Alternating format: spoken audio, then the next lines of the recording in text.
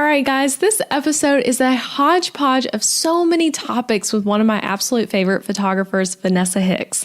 I feel like I could talk to Vanessa for hours. And a funny thing, you guys, we actually did talk for an additional 50 minutes after we stopped recording for you guys. She's just so great. We just kept the chat going after we had stopped recording. But I want to tell you a little bit about what to expect in this episode. So we talk about her story, starting her photography business with no prior experience and with a lifestyle that required her to move a lot. So if you're like me, then you'll think photography does not seem like the career choice when you can't stay in any one location for more than a few years because it's so location driven to build clientele and all of that. But Vanessa has really made it work. And she shares about rebuilding her business in a new market in San Diego after recently moving.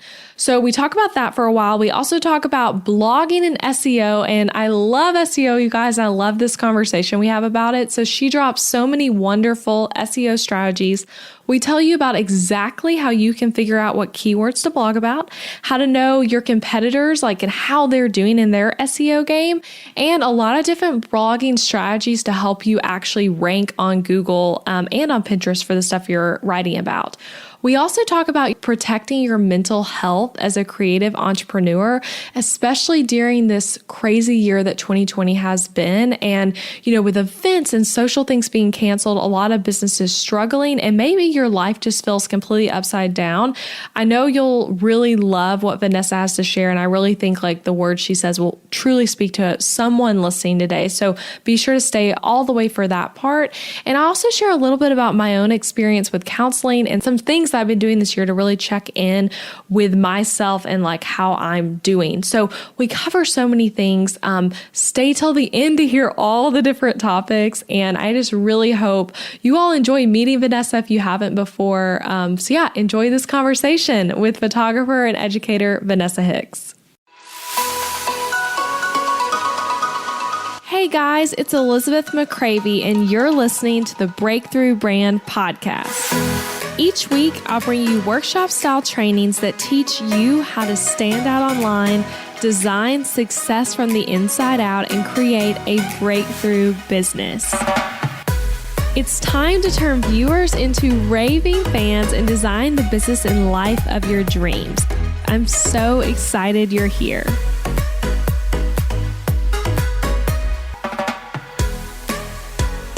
All right, guys. Okay, you guys are in for a major treat today. So I have Vanessa Hicks sitting with me virtually on Zoom. And Vanessa, I have to tell you this. I haven't told you this since we've just now been chatting, but I can't remember how I started following you. It might have been when you bought the sales funnel kit, but since then you've become one of my favorite people to follow. When I see your the little story pop up, it's oh, I'm excited to see what she posts. So I've loved following you. I've loved learning from you. And I think everyone's just going to be in for such a treat and will immediately realize why I love your content so much, because you have so much to offer. So welcome to the show. Oh, well, thank you. I think it has to be the template. Someone recommended me, and I just fell in love with you, your brand, how confident your brand and everything that you do is exactly what creative entrepreneurs need, right? And you're so confident in your brand and the colors and just everything. And so you're an inspiration. So I'm so happy to be here. A little nervous, but so very happy to be here. Yes. You guys, you told me beforehand that you were nervous. I'm like, wait, I'm nervous interviewing you. So it's just, we're all nervous. And that shows too, you've been doing this a long time, and kind of shows that you can still be nervous before doing something like an interview, even when you've been in business a while. So, okay, guys, we're going to talk about all the different things. There's so many things Vanessa's an expert on. So we're going to be talking about moving a location-based business, SEO, blogging, marketing, all the things, even mental health as an entrepreneur. So we have a lot in store for you here. But to start, Vanessa, will you tell everyone a bit about when you first started your photography business and that journey for you? Awesome. So my story, I wish it was like the Cinderella story. Maybe it kind of is. If you guys don't know, I love Disney, so expect those references. But I have been in business now going on 6 years full time. I am a Navy veteran, and I was out of the military. I was working a corporate job that I did not love, but I was good at, worked my way up into the corporate world.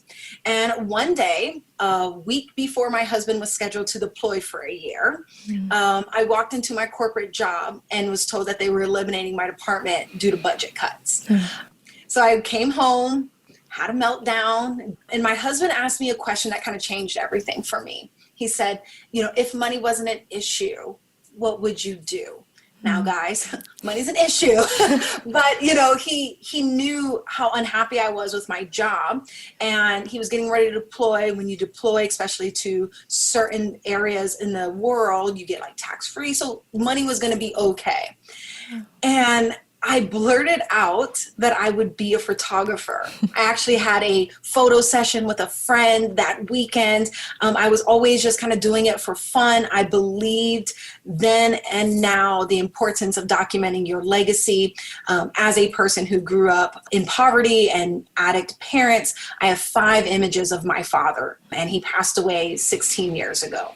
And one of them stays on my desk, right? That's all I have. So I understand the importance of documenting legacy even before I was a professional photographer. Yeah.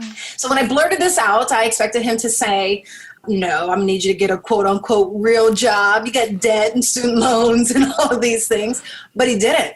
And that's how you guys know it's love, because 6 years ago, my photos sucked. He was like, I've seen your photos, awesome. Try it out. He was like, if it works, great. If it doesn't, when he came back from deployment, we were moving to California. He said, when we get to California, you'll go back to work. And it has just worked for 6 years. 6 years, 4 different locations, because we are a military family, which has its own obstacles and struggles that we'll talk about. And now here I am. So that one question, I always say that you're always one decision away from the rest of your life in any decision that you guys make.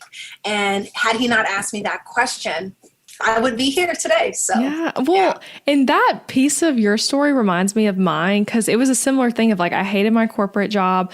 My husband was kind of like, you should start a business, but it really just takes like one person believing in the dream with you, that's like enough to feel like you can go for it. So I love that. And the 4 locations thing, that's so bizarre to me. So like, let's go ahead and dive into that one. Like the moving a business. I know so many people listening who are like photographers, event planners, anyone who like needs to physically build their business, like thinking about even like just the SEO of it, of like if you're building up clientele in that area. What was it like for you, like the first time having to move the business and like since then? So the very first time I moved my business, I was a year into business, right? So my husband deployed for that year. I started the business from there. In 6 months, I had a viral photo. Was not even prepared for any of that. Wait, tell me about the photo. I want to know what was the photo of? Oh, so if you guys, so whoever has followed me for a while probably knows about it. But I took a newborn picture with a baby and a flag. It was like, it went viral, #FlagBaby. And it started as controversy, where people were sharing about it, that I desecrated the flag. How dare I do this to the American flag? But then it turned. And then the local news articles picked it up, then CNN and Fox and ABC, and I got to be on Fox and all these other news channels. And it was the front page or the cover of the Military Spouse magazine. So, but that was 6 months in a business. So awesome. No idea what I was doing. Do not shoot newborns now. Like it's kind of crazy. But so I was a year into business when I moved. Yeah. So while I had clientele and all that, I didn't know how crazy moving was going to be. And then, Elizabeth, I moved to Monterey, where my husband was in the Naval Postgraduate School. And I was only there for 18 months. So built a business there to then move in 18 months to Hawaii. And I was in Hawaii for 3 years, right? So legitimately there, being able to lay a foundation, really niche in on things. And then in the midst of a pandemic, guys, we moved here to San Diego at the end of March. So 6 years, 4 very different locations, and moving in a pandemic. It's really hard because And I'm actually working on one now because there's all these courses and articles and all of these things about building a business, right? How to create a successful business, how to manage a 6-figure business.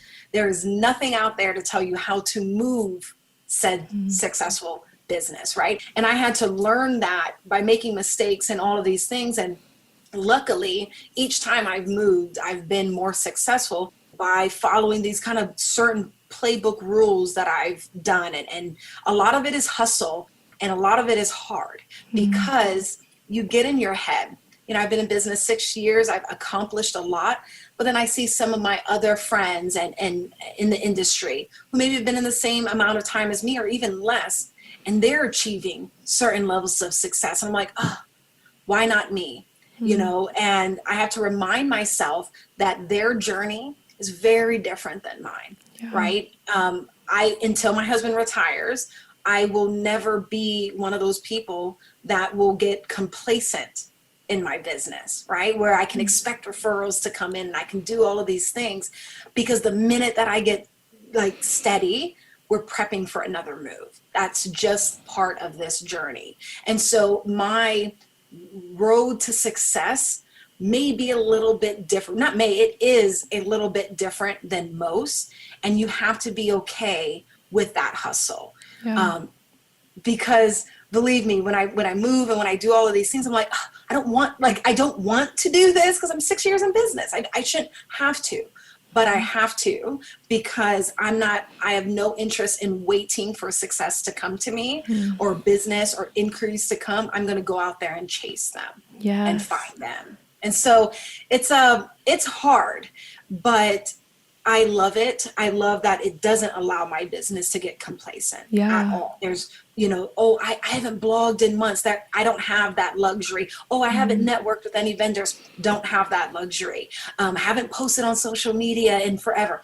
I don't have that luxury, because I'm constantly building, networking, rebranding, all of these things in new locations. So the luxury of getting complacent is not there for me. And I'm okay with that. Yeah. Well, and I also feel like the fact that you have to do those things so much and that you do them really well. I mean, I know people listening to your story so far who don't know, you might not realize this, but you are like an educator also to photographers and other creative entrepreneurs. And like, I trust you teaching me those things because you've had to do it so much. And like the fact that you've been able to sustain your business moving is like absolutely incredible. And so one kind of question I have with that is like, if there's a woman listening who's like, my spouse is job changing, I'm having to move cities, and I had built a location-based business and they're freaking out because they're like, now I'm starting over again, basically. Like, what tip or like piece of like advice would you give them? The very first thing I would say, breathe. Your business isn't over, but you want to plan ahead and forward market as much as possible. So one of the things that I get, especially because I was in Hawaii for so long and I deal with a lot of military spouses, they'll move from Hawaii to somewhere like, I don't know, Tennessee. Right? They're like, I was so successful in Hawaii and now I'm not getting anything in Tennessee. And so I'll go look at their website and I'm like, because you have nothing but beach photos here.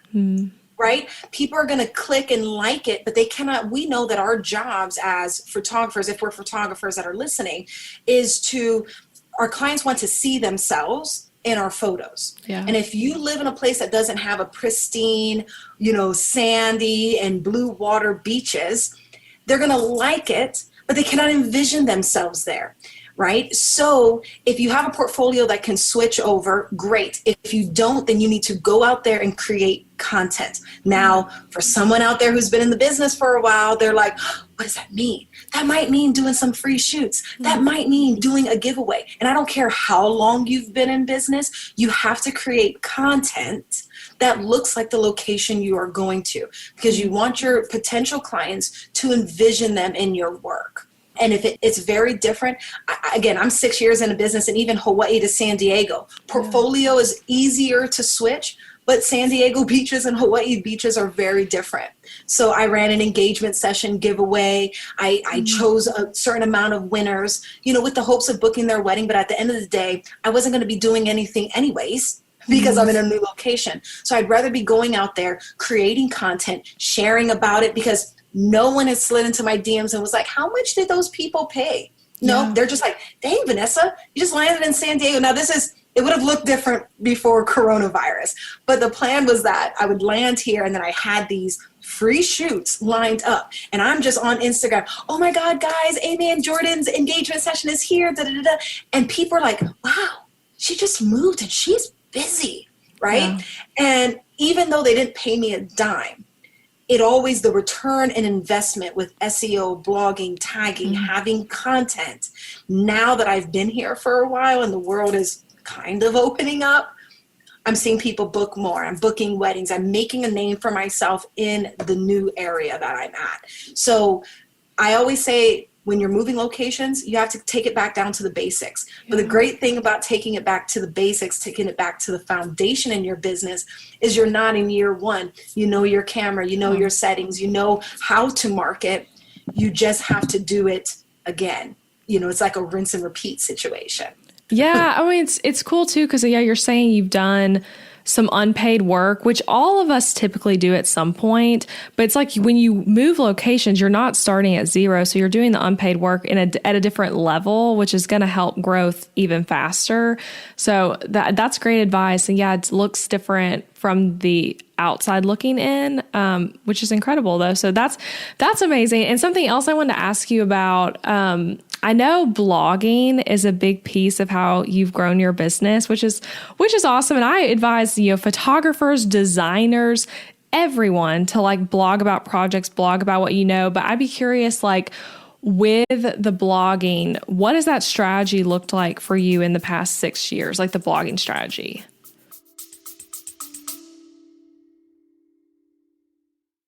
Interrupting this episode with a suggestion for the small business owners listening. Ever wonder what you should do for healthcare when you and your spouse are both self-employed, so there's no work-provided health insurance to participate in? Well, when my husband Adam joined me in the entrepreneurial job space over 4 years ago, we joined Christian Healthcare Ministries instead of getting traditional health insurance. And it was the best decision for us, especially in these years of growing and raising a family while also running multiple businesses. CHM is a health cost-sharing ministry and is a faith-based alternative to health insurance. We did tons of research before choosing CHM, and if you know me and Adam, you know we are all about doing the math when making big or small financial decisions. And even though it's not insurance, CHM shares 100% of eligible medical bills, which is more than the typical 70 or 80% of medical bills paid for by insurance companies. All sharing is determined by the CHM guidelines, which you can check out before and after joining. And for the mamas and mamas-to-be listening, you truly cannot find a better healthcare option for maternity care. I had a vaginal delivery and a C-section and birth center care and hospital care between my 2 pregnancies and births, and it was all 100% shared for. And outside of birth, we've had our share of emergency room visits and procedures as a family, and those costs were all shared by members at Christian Healthcare Ministries, leaving us only paying our monthly contribution. CHM is less expensive month to month than insurance, and because there's no network, you can choose your care with whichever providers best fit your family. I seriously just cannot recommend Christian Healthcare Ministries enough. You've got to check them out. Go to elizabethmccravey.com/CHM for more information. Also putting that link in the show notes, elizabethmccravey.com/CHM. Now back to the episode. So I can tell you the first couple years, the first 2 times of moving, I didn't really have a blogging strategy because it was an entire hustle game, right? It was first 2 years of business and I moved twice.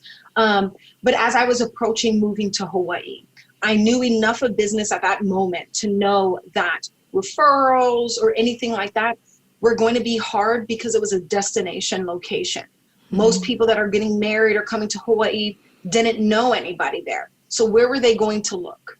On Google. They were going to start Googling things. They were going to be looking on social media and things like that. And the only way to have a good SEO is by, creating content. I always go back to creating content. And so it's about blogging. It's about understanding that. There's listeners right now that have bought your beautiful template, Elizabeth, right? They spent hours, countless hours putting it together, putting the images up, and then they launch it, and then they sit back and they think that they're done.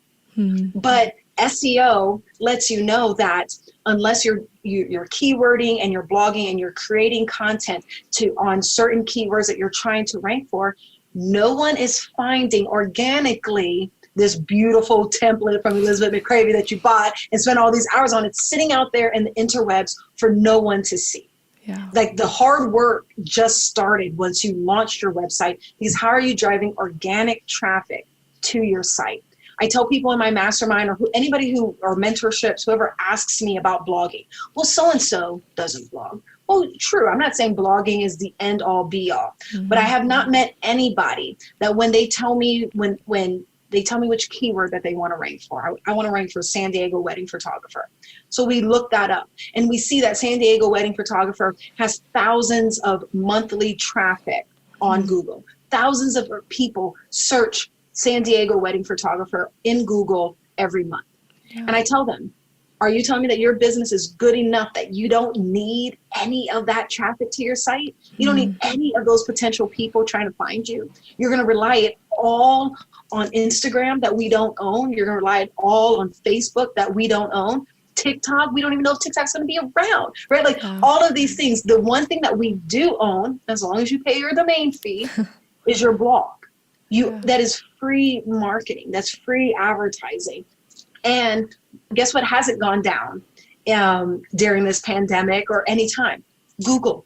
Yeah. I mean, if Google goes down, Elizabeth, you can quote me on it. Google goes down, the world is just over. But until then, people are still searching. And I would even encourage people who don't want to blog and put so much of their business only on social media. We saw this year, for various reasons, how hard it was to show up on social media.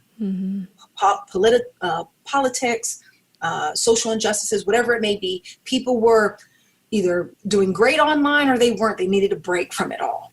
Well, we're also going into an election year. It doesn't matter who you vote for. It's going to be harder showing up online. And if it's harder for us as creative entrepreneurs who build our business on social media, it's going to be harder for our potential clients as well. So guess where they're going to go? Google. They're going to go to Pinterest. They're going to go these places. So if you don't have your eggs in all these baskets to be found, you wasted all your money on that beautiful website template because nobody can organically find you. Yeah. Oh, I love all that. That was I went on a rant off my soapbox. I loved it. I mean, and I so agree with you. I mean, if one thing I love SEO too. And I know you say it's like SEO is like the important, like not sexy topic. And I agree with that, but I love like trying to talk about it, but it's so interesting to me because I feel like I can't teach it well, but I like know how to do it for myself. But I'm with you on like the aspect of making sure consistent content's going out. And like, yes, why wouldn't we want to rank for like San Diego photographer if that's what we're doing? I have my specific keywords that I'm always like wanting to rank for and actively, like we put out a blog post today that's trying to rank for one of those keywords. And I think it eventually will. So yeah, it's so important. And so for someone who's like, okay, I heard you on the rant. I want to start like making my website go to work with blog content. Are there any like topics you'd recommend they start blogging about, like in thinking about like picking keywords and that sort of thing?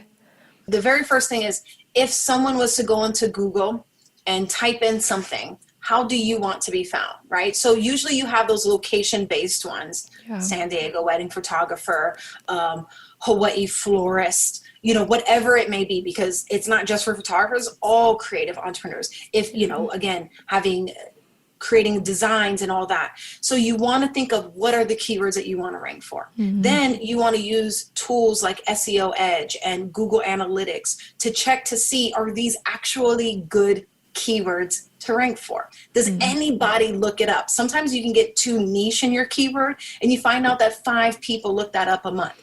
And I'm all about working smarter, not harder. So maybe that's not a good keyword to try to rank for. Let's adjust and let's do research. That's strategy when it comes to SEO and blogging. But then people are like, okay, well, Vanessa, it's 2020. I didn't shoot any weddings. I wasn't in anything this year. Well, then you go back to being an expert in your field. If you look at some of the trends that people look up, all the questions that your clients potentially ask you, those are the things you want to be blogging about. You should be blogging so much more than just your work. Because at the end of the day, no one is looking up James and Jess's wedding, right? But they are looking up Santa Barbara wedding locations. So then you want to be blogging about that because you want to hit two birds with one stone, right? If someone's looking that up, then they find your blog, they read it, they like your work, they inquire with you, boom, that's an organic reach. You didn't have to do anything to get that except blog about it, So think of educational posts, write them down. We all know those same questions that our clients ask us all the time, right? What type of flowers are in season during fall? What type of makeup do I use for humidity? Like whatever it may be, there's so many different things. Those are all blog topics. And not only are those good blog topics, those are SEO driven content blog posts. And for me, and someone who, like you said, like loves SEO, loves blogging, it comes so easy because the amount of topics that you could blog about are endless. Yeah. People think that there's rules on what you have to do. And I'm like, says who? Who says that you can't blog something personal or you can't blog educational, you can't blog? Says who? One of my most highest performing traffic driving blog posts are my top 5 office episodes. Oh, that's funny. But you know what that does? It creates a connection with my clients, right? Because I always tell my mentees that the About Me page should not be the only page your potential clients get to know you on. Yeah. Right. And so now I've built a connection because they're like, I love those same office episodes too. And that could be the difference between me and another photographer because they've got a connection with me. So there's so many different things that you could be blogging about that's outside of your work or a session that you did. And I don't want to see you just blogging when you shot a session or when you've done a wedding or anything like that. It should be consistent because that's what Google wants to see is consistency. Yeah. Okay. Those are great tips. And I love particularly the one where you said that no one's Googling James and Jess's wedding. When actually I did last year at Show It's United conference, I did SEO coaching, which was so fun. So I was sitting down, mostly photographers, because as a conference for photographers, sitting down with people looking at their content. And I saw that was such a recurring problem is that people were doing all the SEO settings for a blog post around those people's names. And it's like, we're missing out on an opportunity of like, if we're thinking about photographers specifically, a lot of times when someone's booking the photographer or thinking about a photographer, they already have their venue. Like that's typically the first thing a bride's going to book. So they want to see who has shot at this venue. And even if they're just looking for ideas about the venue, it's like, that's a great option of like, doing a blog post that's like highlighting different weddings you've all done at the same venue, and just making like a whole thing on that. I'm sure you talk about that a lot, but that's something I saw that was like, oh, that's like such an easy SEO thing. You can get some SEO juice on if you just change up a little bit there. Exactly. And I talk about that. I mean, every time I move, I'm always creating the top 5 wedding venues in San Diego, the top 5 engagement sessions in San Diego. And guess what, guys? It doesn't even matter if you haven't shot there. Like this is part of like the playbook that I'm creating. If you schedule yourself a tour to go and tour said venue, all you need is some location-based pictures for the moment, right? Because then when someone in 6 years, knock on wood, I've never had someone not book me because I haven't shot at their wedding venue because they typically found me from that blog post. And I'll let them know, actually, no, I haven't shot at that venue yet, but did you meet Erica, that wedding coordinator? Isn't she amazing? And oh my God, can't you imagine your veil and a dip pose right underneath that oak tree with the sun coming in?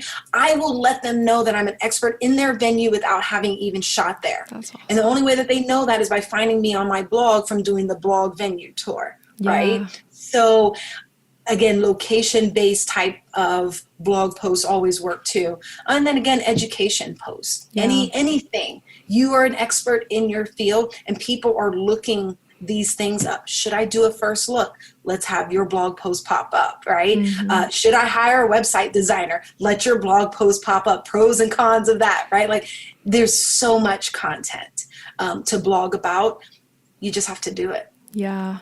And for those of you listening who are like, I'm not location based, though, many of you like who are designers or coaches, things of that nature, your version of the like location based blog post for me might be like, I write about stuff relating to Show It. It's like people who are thinking about a template from me might also be thinking about Show It. If you're a life coach, then like questions around the very niche thing that you coach on the most might be what it is. But I love what you said too about looking at like what are the keywords you think you want to rank for, and then do people actually Google it? So is there like a tool you use to find out if people, like how often people are searching things? What tool do you use for that?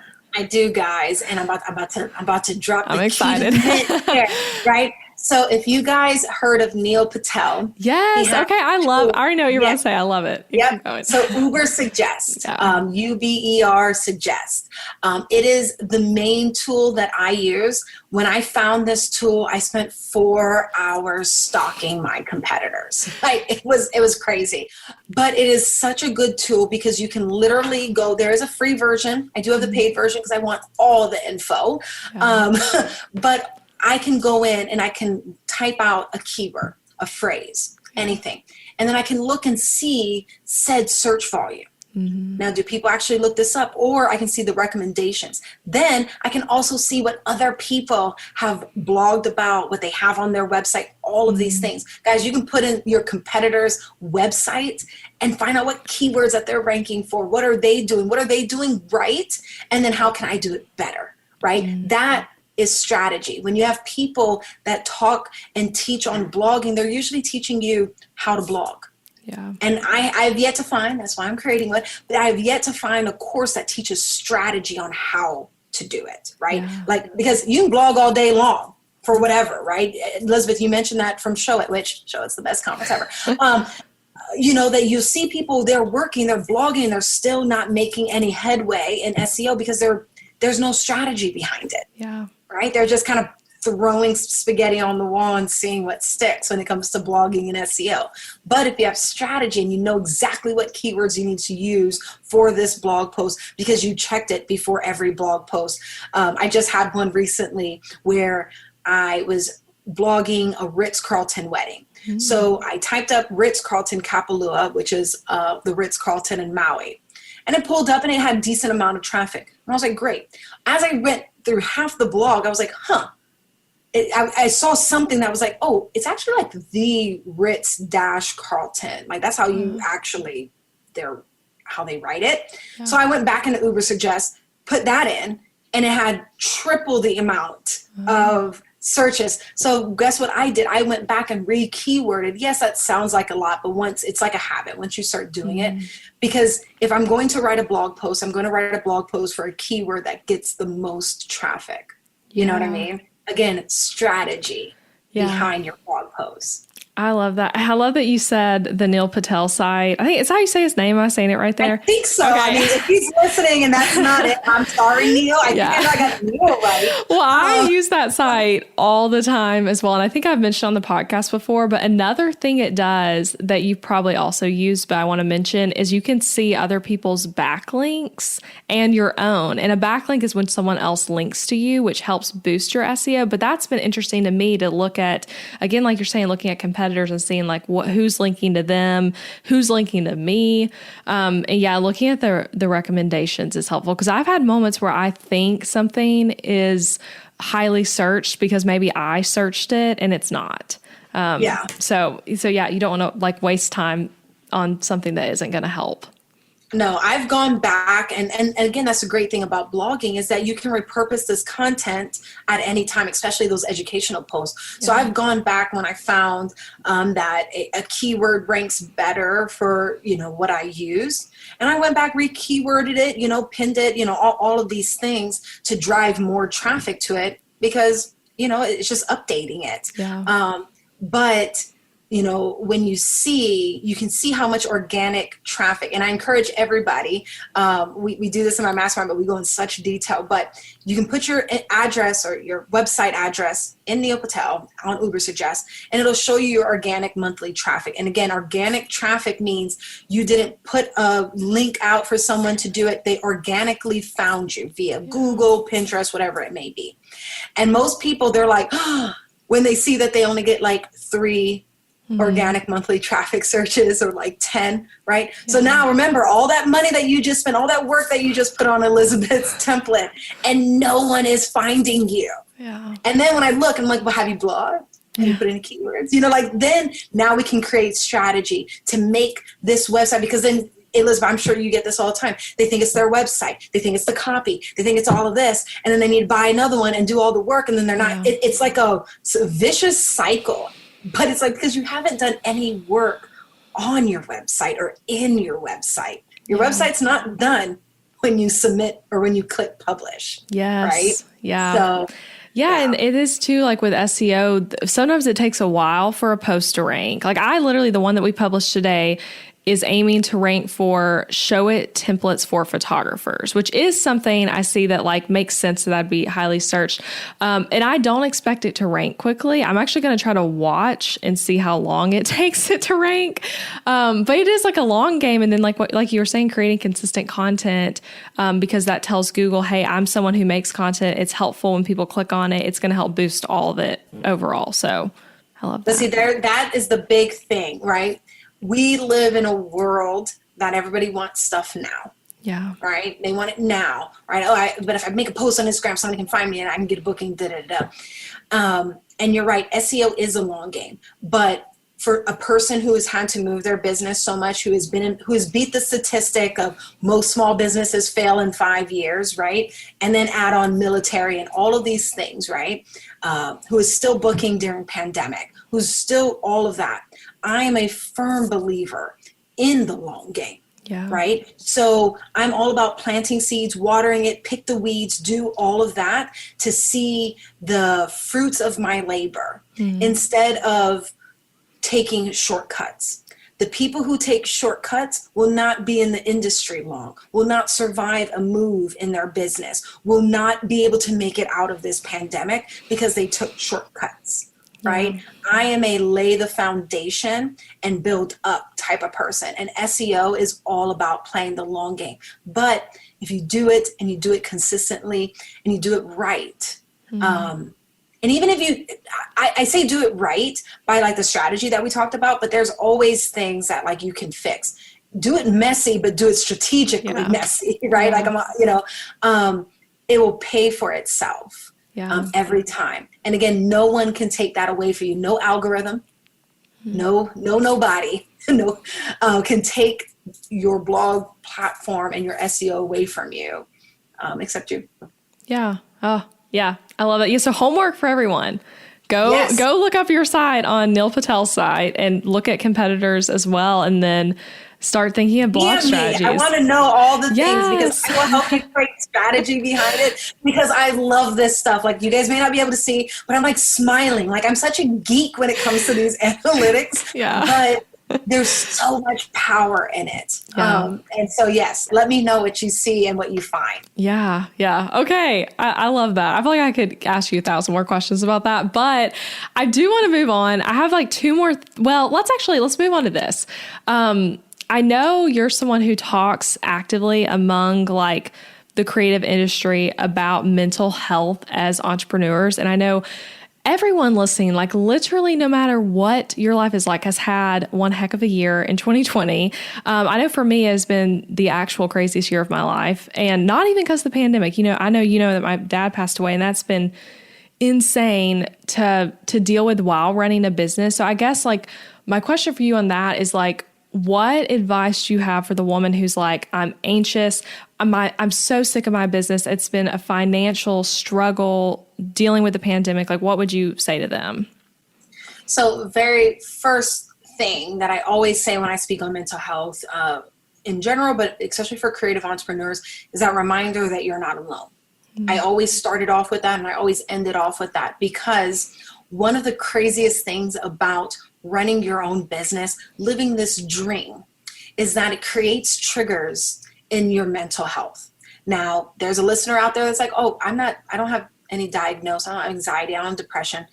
You may not have a mental health struggle or a mental health illness, but just like physical health, we all still have mental health, right? Which needs to be paid attention to. And then when you add on factors of this year, do you know that one of the triggers in creative entrepreneurs for mental health is social isolation? Now, before Corona, our social isolation was the fact that we work from home, right? And there's the pros of that, the fact I got sweatpants on underneath this t-shirt, like, and all of that. But, and you know, I've got an office, I have all of these things, and the walls will still cave in. And before, because I knew that that was a trigger, I could get up and I could go to Starbucks and work. I could go and do a co-op, you know, just to get out of the normal. And we can't do that right now. Yeah. So there's people out there that are struggling, or maybe even dealing with anxiety or forms of depression or anything like that right now for the very first time because of what 2020 has brought. And I encourage you to remind yourself to, one, take a step back and to breathe. Two, the only way that you are going to make it through this, if you're feeling that way, is understanding your why. You need to confidently be able to say why you're doing what you're doing. Because another trigger of mental health and creative entrepreneurs is called impression management. Mm-hmm. And it's that whole fake it till you make it mentality. And I believed that to a point. But do you know that your subconscious, when you're faking it till you make it, especially if you do it too much, will be like, you're a liar, you actually don't love weddings, you're a liar, da-da-da. It will mentally battle you before you, and you won't even realize it because you're faking it till you make it. So for the one that wants to give up, you know, is this your dream? Is this what you want to do? And if you've built that foundation in your business, a pandemic is not, it's going to suck, yes, in business, but it's not going to break you. I encourage you to find others to talk to. My DMs, I always say it, not for the likes. I don't care about the likes, but my DMs are always open if you just want somebody to talk to, because most of the time, the biggest struggles that we feel that we're alone. And then we run to our spouse and we try to explain it to our spouse. And I remember my therapist telling me that my spouse is not my therapist. So I would get mad because he wouldn't understand what I was feeling because he's my spouse and not my therapist, right? He's not trained to deal with that, right? And so, and neither am I, but at least I understand, right? My husband doesn't suffer from any mental health illnesses. So trying to explain to him, and then he'll say something that it could actually be worse for me. My husband has said, well, just feel better, just be happy, right? Because he didn't understand why, and that, you know, oh yeah, sure, that's not what you can do, but he doesn't know. Versus my therapist could tell me to take the deep breaths and pay attention to triggers and all that. And then to give yourself grace. And my husband has had to remind me of this multiple times this year. I've watched myself build a 6-figure business and do all of these things and watch it, you know, feels like that it's crumbling down. Mm-hmm. And my husband has had to remind me, and I've reminded my mentees, and I'm reminding you that all of this is not because you decided to stop working, that you're lazy, right? It's because that there is something, and I hate the term, but it's something that there is unprecedented going on. Yeah. You know, so we all deserve grace during these hard times, right? Grace, rest, all of these things. But while you deserve all that, and I believe you should take it, the work still has to happen. You still need to be working in your business. All of us, anybody that is listening has wanted time. When I got time, I'll do a new website. When I got time, I'll learn how to blog. When I got time, I'll do a venue tour. When I have time. Now we've been given the quote unquote, and I say this very lightly as my kids are downstairs doing virtual school, okay? Yeah. We've been given this gift of time, but you know, most of us, we'd be heading into busy season right now, and a lot of us are not, depending on where you're at. So this is the time to be working in your business to move that needle forward, because unfortunately, not everybody's going to make it out of this pandemic, right? And we're heading into 2021 where there's other things that we need to consider. If we think that 2021, all this is over, it's not. You know what's going to happen in 2021? Photographers and wedding vendors and all, you know, depending on who you are, if you're in this industry, are going to get so overworked and burnt out that they won't make it out of 2021. They'll finish all the rescheduled weddings and everything that they have to do, and they'll probably call it quits because they don't have systems in place. They don't have a mentor in place to help guide them through all of these things. So it's like a domino effect. So if you're struggling out there, it's 1, you're not alone. 2, find someone to talk to. 3, remember your why you're in this. on the hard days, I can reel in and remind myself that I document people's legacy, that I love what I do, that it is truly what sets my soul on fire, that gives me that push. And if you're lacking that, then maybe this is your invitation to find what it is that does that for you. And then, finally give yourself grace and then put in the work. Yes. That was also beautifully said. And I felt, Steph, I totally agree with you. And I love that you mentioned counseling too, and how your spouse is not your counselor. That's funny to me because my spouse is literally in school for counseling right now. He just started last week. So it's like, he's about to be a counselor, but not mine. So I totally can get that. Like for me this year, that's been something that's been huge, is like having a counselor who like I can say whatever to and like be totally open with about what's going on. And another thing I would add to everything you said that kind of echoes it, that's been helpful for me, is like asking myself on any given moment, what do I need right now? And it might be for me like that I need to like really dive into work. Like I literally love what I do so much. And so I haven't taken, since losing my dad, as much breaks as I could logically think I should have taken, like whatever that means. Because it's been like fueling to me and fun to dive into work more. But then sometimes it's like, that's literally the opposite of what I need.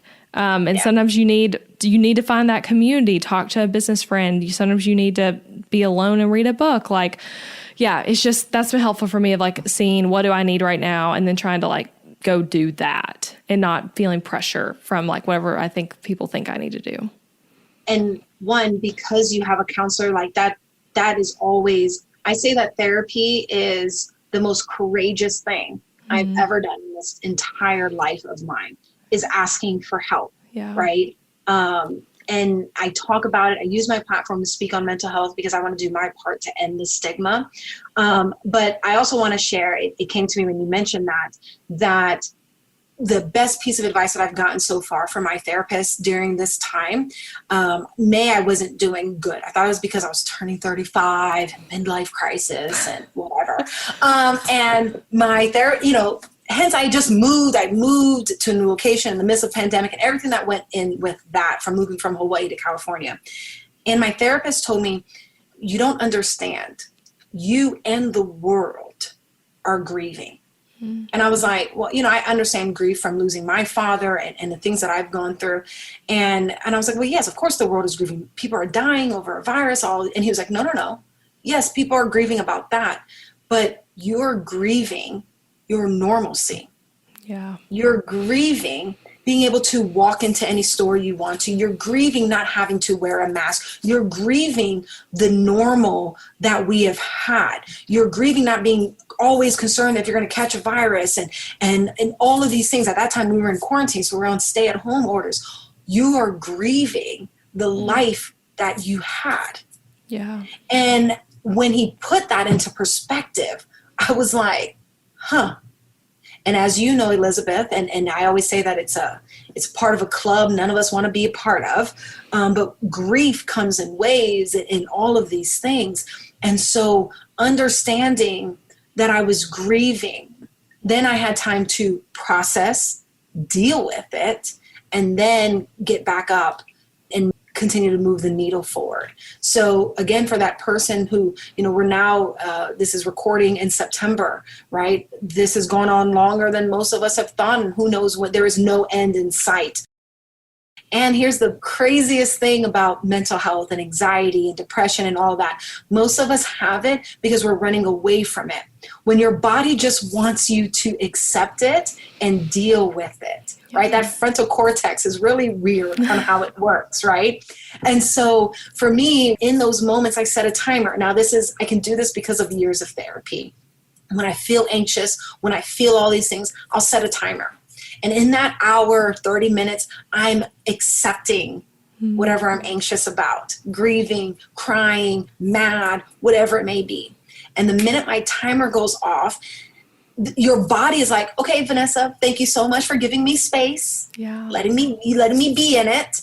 Now I'm going to take a step back and then I can get back to work, right? And I'm not saying that it's like such a flips on and off switch of like that. It's taken years to understand that. But most of us are running and not trying to feel that because it's vulnerable. It's hard. Right? And we're doing that in business. Every time a cancellation happens, every time a reschedule happens, we're watching money go out the door that we were supposed to have. Grieve it. Yeah.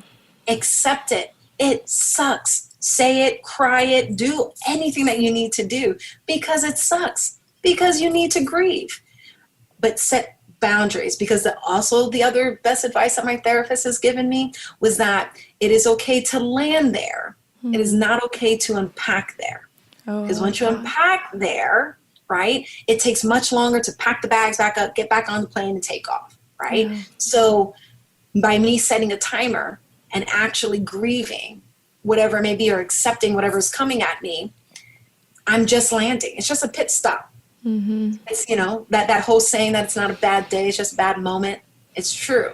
Yeah. Until you unpack there. So sorry, I didn't mean to go deep on that, wonderful. But it's such an important thing because I don't think people realize now in September of 2020, people are still grieving the loss of normalcy. And it's there. I'm not hoping, but I think that there's at least one person that's listening right now that didn't realize that they're grieving the loss of business, the loss of normalcy, the loss of everything. Yeah. And now you can take the steps to understanding that's what you're feeling, deal with it, accept it, and then keep moving so it doesn't ruin your business. Yes. Yeah, I totally am like, there's someone who just heard that who's like, that's exactly what I needed to hear today. And I really hope that if that's you, that you'll take that advice of doing setting a timer, letting yourself grieve the loss of things in your business, of things like that you have to wear a mask everywhere. Like I can totally relate to that. Like it gets old and frustrating. It's like, this world's been crazy this year.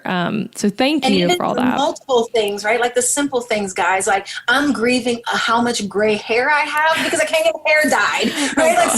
It sounds so minuscule, but it is our normal thing, right? Every 4 weeks in there, getting the gray undyed or getting the gray dyed, right? And I can't do that. Yeah. The real MVP of Corona is the root spray because there is none right now.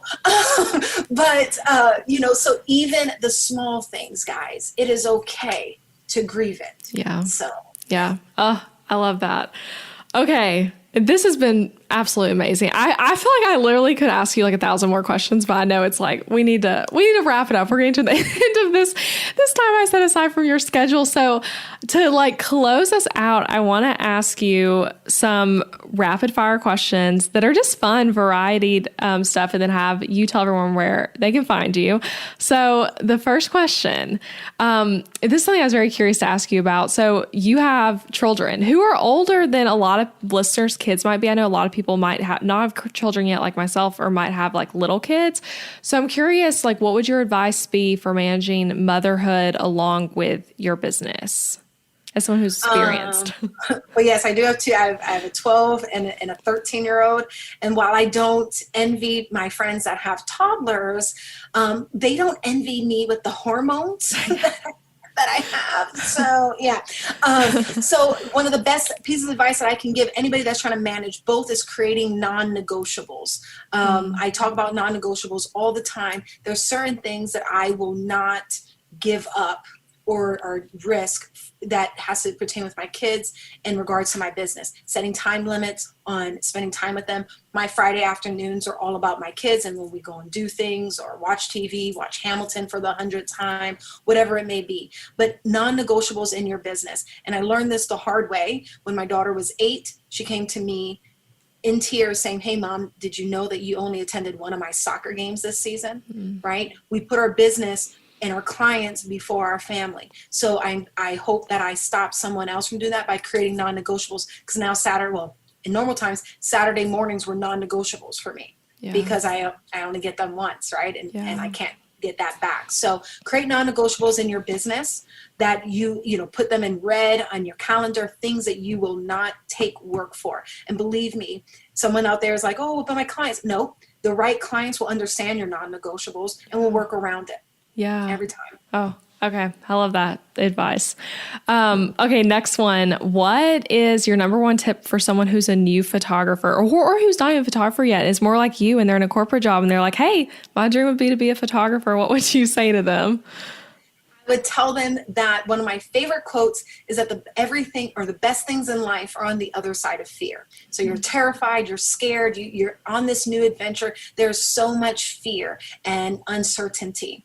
Find a mentor. And when I say find a mentor, find someone that can help guide you and build a foundation in your business, look at their reviews and all that. Find people for inspiration, but not for the competition, because it is true. Comparison is the thief of joy. And don't compare someone's chapter 1, someone's chapter 5, and find every possible way to constantly work. Keep that camera in your hand, shoot, create content, all of those things. I encourage you to do. There shouldn't be a moment that you don't have that camera in your hand, learning the settings, understanding light, all of those things. But find someone that can help guide you. It took me 3 years to find a mentor. Mm-hmm. And I feel like I could be so much more further had I found one earlier. Yeah, that's great advice.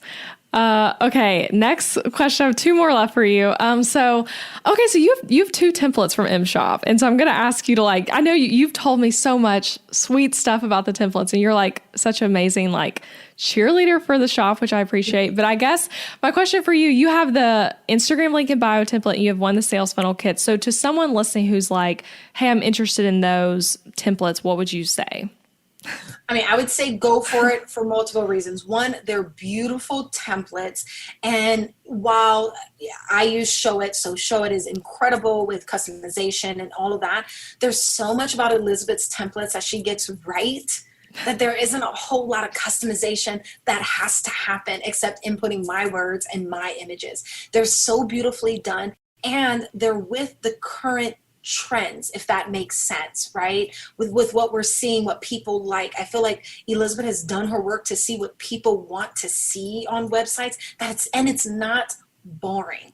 I love that her websites are not boring, and that you can customize for yourself. Maybe you don't want to be so colorful. You can drop those colors down a little bit. And they look just so good on both web and mobile. But like I said, I think it was probably the easiest one that I've created because there wasn't a whole lot of customization that I had to do because it was already damn near perfect. Oh, you're the best. You're the best. I'm excited to see once you bring the sales funnel one live, because I don't think have I seen it yet? I probably haven't, right? Okay. I've still been making tweaks, but I've learned so much from from the sales funnel, things like the triggers and the tripwires and all of that, right? The fact that it's all in there and I don't have to create it is great. So, and then yes, the Instagram link and bio template, guys, we talked about SEO. For all you guys that have a third party thing like Linktree or anything like that, you don't want those. Why? Because you're driving SEO to somewhere else. I've never thought about that point about SEO. For those, you're driving traffic to somewhere else when you could be driving it to a landing page on your site. That's smart. And again, you don't own any of these things. So if any of these third-party apps went down and someone clicks on it, you could lose a potential sale because they're going to see a 404. Yeah. So I just love yours because it gave it was long. It introduced me. It gave an option for an opt-in. I love it. So I'm glad. Yeah. And for those of you listening who are like, what am I talking about? That's only in the Showit market right now, not on my own site. I might add it later, but that's where you find it. Because I've had people ask me, actually, after you shared about it once, I got a bunch of DMs like, how do I get that? And I'm like, it's not on my site. I need to add it to my site, but it's only on Showits right now. Yes. Thank you for those kind words. Okay. I'm excited to hear the answer to this question. What's your favorite business book or even a non-business book that you'd suggest we read? Well, I'm going to go off business book, and I actually have it here because I'm reading it right now. So I run a mastermind, and this book changed everything. It's how I build my mastermind programs out. But it is called the 12-Week Year by Brian P. Moran. Okay. And the reason why I love this book is because it's all about the importance of goal setting. Now we're wrapping up this year. We're about to hit Q4. And so in a few months, we're going to see all of those new year, new me, all of these things. We know the statistics of resolutions and goals that are set on January 1st. And while annualized goals are very important, this 12-week year talks about the importance of the fact that January 1st is just an arbitrary number. If you've ever been in the corporate world or sales world, you'll see that Q4, there's always a spike in production. Why? Because there's a goal of December 31st. But with the exception of tax purposes, December 31st is just an arbitrary date too. So imagine if you built your business and your life around and it sets up as quarters, but 12-week goals. It talks about how it's enough time to make change, but not enough time to get flaky on it. The reason why annual goals fail when we see people do January 1st goals and they're done with them by March is because your brain is your subconscious. I told you, your brain is funny. So, I'm going to lose 20 pounds this year. And I didn't lose any in January. Your brain's like, girl, it's okay. You got 11 more months. Then February comes around and it's like, I didn't lose any weight. And it's like, girl, it's okay. You got 10 more months. And then before you know it, it's November. You've gained 10 pounds than what you said you were going to do in January. And now you feel like crap. Why? Because your brain is like, girl, it's okay. You got time. Yeah. Instead of dropping and bringing your goals and narrowing them down, really niching them into these 12-week goal setting. Yeah. You've heard it. There's 90 days. You can see the power in 90 days, in 12 weeks that can happen. And so this 12-week year, it talks about get more done in 12 weeks than most people do in a year. Awesome. And so I've created my mastermind, both my personal and business goals are set up in 12-week years. And I can honestly say that having this foundation in my business of how I set my goals, financial, all of those things in 12 weeks, I have seen way more success than I did when I just focused on annual goals. I'm officially adding that to my Amazon cart. Like as soon as we're off this, that sounds amazing. Yeah. I love all that. And that's, such a good point. And sometimes too, I think just adding to that with goal setting, like when we think of the whole year, a lot of times we're not specific because of that. Exactly. Whereas with it's 12 weeks, it's like, you're going to be really tangible because you can like see the finish line more clearly versus being like, let me lose weight, eat healthier, you're going to have more specific. So I'm sure that book touches on that idea. But it does. It really touches on like those SMART goals, creating actionable steps. When you have a whole year, it's very hard to do that. And I'm not saying don't create annual goals. And the book talks about it. Create those annual goals, but then now we're going to break them down to very specific niche things. And imagine in your business or in your life if you worked like it was Q4. All year, right? That's cool. Now, I've done great at it in business. I haven't lost all the weight that I'm supposed to do in my personal life, but that's a whole nother topic.